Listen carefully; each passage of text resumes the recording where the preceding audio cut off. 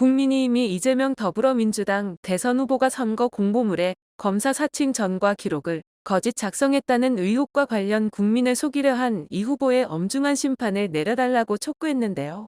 허정환 국민의힘 선대본부 수석대변인은 2일 논평을 내고 중앙선거관리위원회가 내일 이 사안을 어떻게 처리하느냐에 따라 선관위 직원들이 조혜주 전 상임위원의 꼼수 연장을 막으며 국민의 신뢰를 회복하려 했던 노력의 결실, 선관위가 민주주의의 마지막 보루임을 확인하는 척도가 될 것이라고 주장했습니다.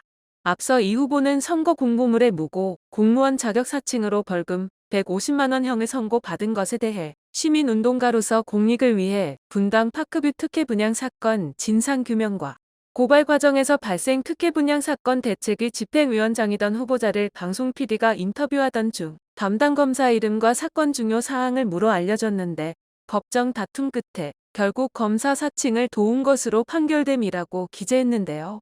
이에 국민의힘은 지난달 25일 이 후보가 선거 공보물에 기재한 검사 사칭 사건에 대한 소명이 거짓이라면서 선관위에 이의를 제기했다. 선관위는 오는 3일 선거관리위원 임시회의를 열고 이 후보의 선거 공보물에 대한 입장을 결정할 방침입니다.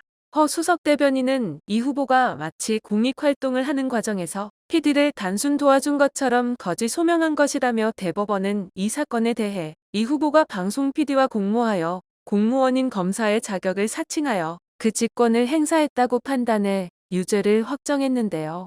이 후보가 소명한 도운 것이 아닌 공모임을 명확히 한 것이라고 주장했습니다.